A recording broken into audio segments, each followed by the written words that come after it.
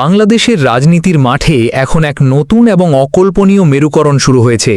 এতদিন যে লড়াইটি কেবল রাজপথে, ব্যালট বাক্সে কিংবা ক্ষমতার মসনদ দখলের মধ্যে সীমাবদ্ধ ছিল, সেই লড়াই এখন এক সম্পূর্ণ ভিন্ন রূপ নিয়েছে। ক্ষমতার পালাবদলের পর রাজনৈতিক দলগুলির দৃষ্টি এখন আর কেবল রাজনৈতিক ময়দানে আটকে নেই, বরং তা ছড়িয়ে পড়েছে দেশের বড় বড় অর্থনৈতিক এবং সেবামূলক প্রাতিষ্ঠানিক দখলে। আর এই নতুন রাজনৈতিক খেলার সবচেয়ে বড় টার্গেট হয়ে দাঁড়িয়েছে দেশের অন্যতম বৃহৎ এবং জনপ্রিয় স্বাস্থ্যসেবা প্রতিষ্ঠান ইবনে সিনা। সাধারণ মানুষের মনে, চায়ের দোকানের আড্ডায় এবং রাজনৈতিক বিশ্লেষকদের টেবিলে এখন একটাই প্রশ্ন ঘুরপাক খাচ্ছে: শেখ হাসিনা ঠিক যে কায়দায়, যে নীল কষা প্রণয়ন করে দেশের সবচেয়ে লাভজনক ব্যাংক ইসলামী ব্যাংক ধ্বংস করেছিলেন, বাংলাদেশ জাতীয়তাবাদী দল বা বিএনপি কি এখন ঠিক সেই একই ধ্বংসাত্মক পথে হাঁটছে? সম্প্রতি এই রাজনৈতিক দ্বন্দ্ব আর চাপা নেই, এটি প্রকাশ্য রূপ নিয়েছে দীর্ঘদিনের জোট সঙ্গী দুটি দলের শীর্ষ নেতাদের সরাসরি এবং আক্রমণাত্মক পাল্টাপাল্টি বক্তব্যে। বিএনপির সংরক্ষিত আসনের সাংসদ নীলোফার চৌধুরী মনি সরাসরি ইবনে সিনাকে আক্রমণ করে একটি বিস্ফোরক মন্তব্য করেছেন। তিনি বলেছেন, ঘরে ঘরে, থানায় থানায় ইবনে সিনা বানাচ্ছেন, এটা সিস্টেমের সমস্যা। তার এই বক্তব্যের পরপরই রাজনৈতিক অঙ্গনে ঝড় ওঠে। অনেকেই মনে করেন এটি কেবল একজন নেত্রীর ব্যক্তিগত মন্তব্য নয়, বরং এটি দলের ভেতরের একটি সুপ্ত ক্ষোভের বহিঃপ্রকাশ। তবে এই আক্রমণের পর জামায়াতে ইসলামীও নীরব থাকেনি। কড়া জবাব দিতে তারা এক মুহূর্তও দেরি করেনি। ঢাকা মহানগর দক্ষিণ জামায়াতে ইসলামীর assistant secretary doctor Abdul Mannan অত্যন্ত শক্ত, ধারালো এবং স্পষ্ট একটি বার্তা দিয়েছেন। তিনি সরাসরি বিএনপির দিকে আঙুল তুলে বলেছেন, রাষ্ট্র তার নাগরিকদের মৌলিক সুবিধা দিতে পারছে না। ইবনে সিনা যদি সেই চিকিৎসা সেবা সাধারণ মানুষকে দেয়, তবে আপনাদের সমস্যা কোথায়? আপনাদের উপর তো মানুষ ভরসা করতে পারে না, আশা করতে পারে না। আপনাদের ব্যাংক বানানোর ক্ষমতা নেই, এমনকি একটি ইবনে সিনা বানানোরও ক্ষমতা আপনাদের নেই। প্রথমত আসুন রাজনৈতিক অর্থনীতির দিকটি গভীরভাবে বিশ্লেষণ করি। প্রতিষ্ঠান বনাম স্লোগানের এই লড়াই একদিনে তৈরি হয়নি। জামায়াতে ইসলামী বাংলাদেশে একটি দীর্ঘমেয়াদী রাজনৈতিক দর্শন নিয়ে কাজ করে। তারা খুব ভালো করেই জানে, কেবল রাজপথের স্লোগান, জ্বালাও পোড়াও বা মিছিল মিটিংয়ের ওপর নির্ভরশীল হয়ে থেকে যাওয়া যায় না। তাই তারা দশকের পর দশক ধরে ব্যাংক, বিমা, হাসপাতাল, ডায়াগনস্টিক সেন্টার, স্কুল, কলেজ ও বিশ্ববিদ্যালয় গড়ে তুলেছে। এর ফলে তাদের নিজস্ব একটি শক্তিশালী অর্থনৈতিক ভিত বা ইকোনমিক ফাউন্ডেশন তৈরি হয়েছে। অন্যদিকে বিএনপির রাজনীতির ধরন সম্পূর্ণ ভিন্ন। তাদের রাজনীতি মূলত ক্ষমতা কেন্দ্রিক এবং জনপ্রিয়তা নির্ভর। কোটি কোটি মানুষের সমর্থন থাকলেও তাদের নিজস্ব এমন কোনো শক্তিশালী, দৃশ্যমান, প্রাতিষ্ঠানিক বা অর্থনৈতিক কাঠামো নেই। জামায়াতের এই বিশাল অর্থনৈতিক এবং প্রাতিষ্ঠানিক শক্তি স্বভাবতই বিএনপির জন্য একটি বিশাল অস্বস্তির কারণ। এটি তাদের মনে এক ধরনের রাজনৈতিক ঈর্ষার জন্ম দিয়েছে বলে অনেক বিশ্লেষক মনে করেন। দ্বিতীয়ত, ঐতিহাসিক প্রেক্ষাপট এবং হাসিনা আমলের ব্লুপ্রিন্ট। ইতিহাস যেন আমাদের সামনে বারবার এক ভয়ঙ্কর রূপে ফিরে আসে। শেখ হাসিনার স্বৈরাচারী শাসন আমলে পুরো জাতি অবাক বিস্ময়ে দেখেছে কিভাবে রাজনৈতিক নগ্ন হস্তক্ষেপে তিল তিল করে গড়ে ওঠা প্রতিষ্ঠানগুলোকে ধ্বংস করা হয়।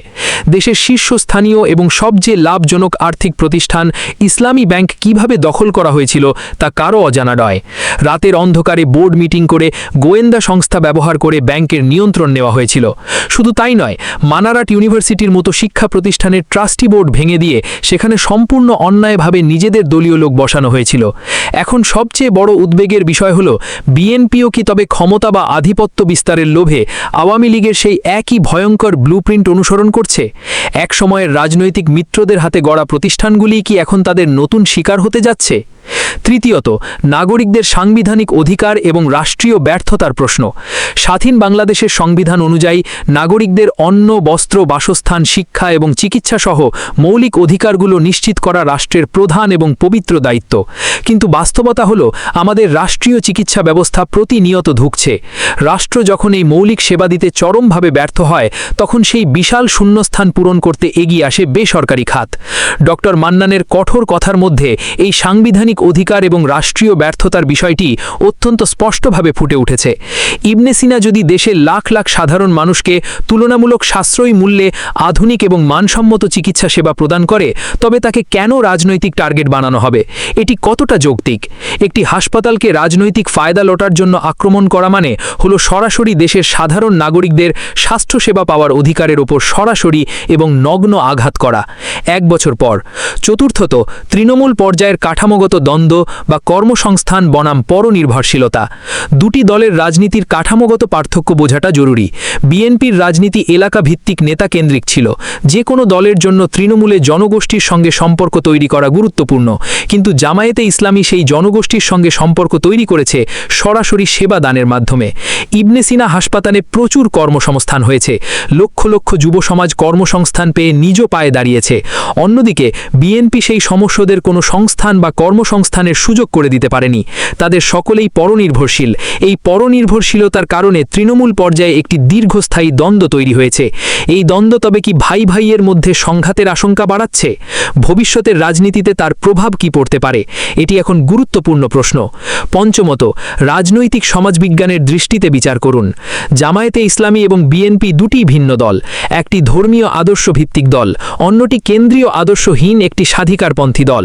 সমাজবিজ্ঞানের দৃষ্টিতে দুটি ভিন্ন দলের মধ্যে সবসময় একটি দ্বন্দ্ব কাজ করে, কিন্তু এই দ্বন্দ্ব যখন সংঘাতের রূপ নেয় তখন তার রাজনৈতিক শূন্যস্থান তৈরি করে এবং সেই শূন্যস্থান পূরণ করতে এগিয়ে আসে নতুন তৃতীয় কোনো শক্তি। এই তৃতীয় শক্তি কে হতে পারে?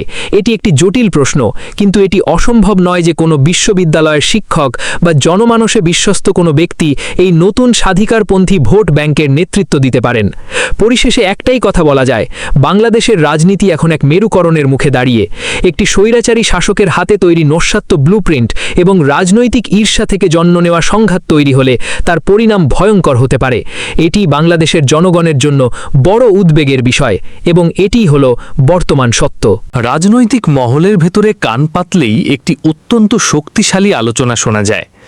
বিএনপি যখন ক্ষমতার বাইরে থাকে, দীর্ঘ 15-16 বছর ধরে বিরোধী দলে থাকে, তখন তাদের তৃণমূল পর্যায়ের হাজার হাজার কর্মীদের আয়ের কোনো নির্দিষ্ট প্রাতিষ্ঠানিক বা বৈধ উৎস থাকে না। এর ঠিক বিপরীতে অবস্থান করছে জামায়াতে ইসলামী। তারা অত্যন্ত সুকৌশলে নিজেদের কর্মীদের জন্য কর্মসংস্থানের এক বিশাল এবং স্বয়ংসম্পূর্ণ নেটওয়ার্ক তৈরি করেছে। দুই দলের মাঠ পর্যায়ের এই কাঠামোগত পার্থক্য রাজনীতিতে এক তীব্র মনস্তাত্ত্বিক দ্বন্দ্ব এবং আস্থার সংকটের জন্ম দিয়েছে। পঞ্চমত, রাজনৈতিক দলগুলোর সাংগঠনিক সক্ষমতা এবং প্রাতিষ্ঠানিক হীনমন্যতা। আপনাদের ব্যাংক বানানোর ক্ষমতা নেই, ইবনে সিনা বানানোরও ক্ষমতা নেই। ডক্টর মান্নানের বলা এই একটি তীক্ষ্ণ বাক্য যেন বিএনপির সবচেয়ে বড় দুর্বলতার জায়গায় সরাসরি আঘাত করেছে। বিএনপি দেশের অন্যতম বৃহৎ এবং জনপ্রিয় একটি রাজনৈতিক দল, কিন্তু কোনো একটি প্রতিষ্ঠানকে শূন্য থেকে শুরু করে সফলতার শিখরে নিয়ে যাওয়ার যে প্রাতিষ্ঠানিক রূপ বা সাংগঠনিক সক্ষমতা প্রয়োজন, সেই জায়গায় তারা অনেক পিছিয়ে। আর এই ব্যর্থতা থেকেই কি তারা এখন অন্যের গড়া তিল তিল করে শ্রমে ঘামে তৈরি করা প্রতিষ্ঠান ধ্বংসের দিকে ঝুঁকছে? সমাজবিজ্ঞান ও রাষ্ট্রনীতিতে এই ধরনের মানসিকতাকে বলা হয় প্রাতিষ্ঠানিক হীনমন্যতা। ষষ্ঠত, রাজনৈতিক দলগুলোর সাংগঠনিক সক্ষমতা এবং সামাজিক পুঁজি। জামায়াতে ইসলামী তাদের পরিচালিত অসংখ্য হাসপাতাল, ডায়াগনস্টিক সেন্টার, স্কুল, কলেজ এবং দাতব্য শিক্ষা প্রতিষ্ঠানগুলোর মাধ্যমে সরাসরি দেশের আপামর সাধারণ মানুষের উপকার করছে। এর মাধ্যমে জামায়াত রাজনীতি ছাড়াই, কোনো মিছিল মিটিং ছাড়াই সমাজের একদম রন্ধ্রে রন্ধ্রে গভীরে গিয়ে একটি নীরব কিন্তু অত্যন্ত শক্তিশালী গ্রহণযোগ্যতা তৈরি করছে। বিএনপি মূলত গতানুগতিক ধারার রাজনীতি করে। তারা এই ধরনের দীর্ঘমেয়াদী জনকল্যাণমূলক মডেলে খুব একটা অভ্যস্ত নয়। ফলে তারা দেখতে পাচ্ছে যে জামায়াতের এই সামাজিক পুঁজি দিন দিন জ্যামিতিক হারে বৃদ্ধি পাচ্ছে। আর এটিকেই বিএনপি তাদের নিজেদের রাজনৈতিক ভবিষ্যতের জন্য এক বিরাট অশনি সংকেত বা হুমকি হিসেবে দেখতে শুরু করেছে। সপ্তমত এবং সর্বশেষ পয়েন্ট হল জোট রাজনীতির ভবিষ্যৎ এবং আগামী দিনের রাজনৈতিক সমীকরণ। এক সময়ের পরম মিত্র, দীর্ঘ 2 দশকের জোট সঙ্গী এই দুই দলই আজ সম্পূর্ণ মুখোমুখি অবস্থানে দাঁড়িয়েছে। পুরনো জোট রাজনীতির সেই চিরচেনা সমীকরণ এখন পুরোপুরি বদলে গেছে। পরিবর্তিত রাজনৈতিক পরিস্থিতিতে জামায়াত এখন অনেক বেশি আত্মবিশ্বাসী এবং হিসেবি।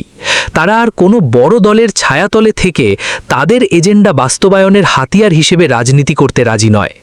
ইবনে সিনা বা তাদের অন্যান্য প্রতিষ্ঠান নিয়ে এই শক্ত এবং আপোষহীন অবস্থান দেশবাসীর কাছে একটি পরিষ্কার বার্তা দেয়, আর তা হল নিজেদের অস্তিত্ব, নিজেদের ঘামে গড়া প্রতিষ্ঠান এবং দলীয় কর্মীদের অধিকার রক্ষায় তারা এখন থেকে বিন্দুমাত্র ছাড় দেবে না।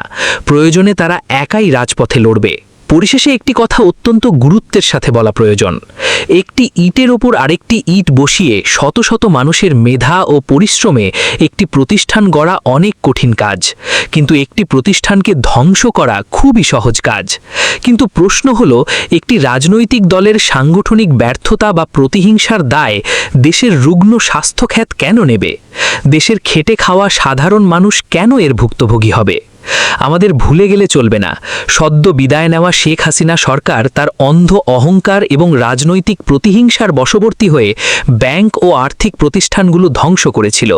সেই ভয়ঙ্কর ইতিহাস থেকে প্রতিটি রাজনৈতিক দলেরই শিক্ষা নেওয়া অত্যন্ত জরুরি। বাংলাদেশের কোটি কোটি সাধারণ মানুষের আজ একটাই প্রত্যাশা, ক্ষমতার লোভ আর রাজনৈতিক রেষারেষির কারণে যেন ইবনে সিনার মতো অত্যন্ত প্রয়োজনীয় স্বাস্থ্যসেবা প্রতিষ্ঠানগুলো কোনোভাবেই বলির পাঠা না হয়। রাজনীতির ময়দানে রাজনৈতিক লড়াই থাকুক, ক্ষমতার প্রতিযোগিতা থাকুক, কিন্তু মানুষের জীবন বাঁচানোর সেবার প্রতিষ্ঠানগুলো যেন সমস্ত রাজনৈতিক নোংরামির ঊর্ধ্বে থাকে। রাজনীতি হোক মানুষের কল্যাণের জন্য, মানুষের বেঁচে থাকার শেষ আশ্রয়স্থলগুলো কেড়ে নেওয়ার জন্য নয়। আপনি এখন ঘরে ঘরে থানায় থানায় আপনি কি ইবনে সিনা বানাচ্ছেন, থানায় থানায় আপনি আপনার বিভিন্ন আপনার সমস্যাটা কি? আমার কোনো সমস্যা নাই, আমি সেবা নিচ্ছি, আমি তো টাকা দিয়ে সেবা নিচ্ছি। এটা আপনার সিস্টেমের সমস্যা। আমার সমস্যাটা কোথায়? আপনারা পারেন না, আপনাদের দ্বারা আগামী দিনের রাষ্ট্রে কোনো কিছু মানুষ আশা করতে পারে না। আমার সমস্যা ব্যাংক বানানোর ক্ষমতা নেই, এমএসসি বানানোর ক্ষমতা নেই। এটা হলো সমস্যা, আর কিছু না। আপনাদের আপনি কি যোগ্যতা চাঁদাবাজি আর লুটপাট।